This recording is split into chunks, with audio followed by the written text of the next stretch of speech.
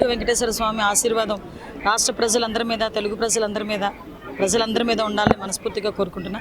ఈరోజు ఆ దేవదేవుని దర్శనం నా కుటుంబ సమేతంగా చేసుకోవటం అనేది నిజంగా పూర్వజన్మ సుకృతం. ఈరోజు ఆ దేవదేవుని సన్నిధిలో ఈరోజు రాష్ట్రం అంతా బాగుపడాలి.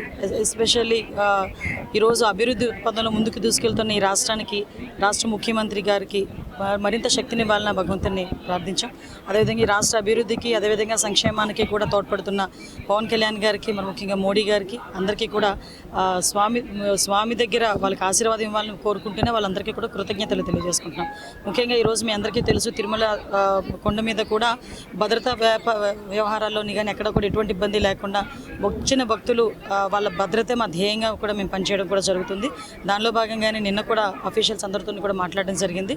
ఈరోజు తిరుమలలో కూడా ఎక్కడ కూడా ఎటువంటి భద్రతాపరమైన చర్యల్లో కూడా ఎటువంటి రాజీ లేకుండా ఈరోజు మేము అందరం కూడా చూసుకుంటున్నాం. Thank you.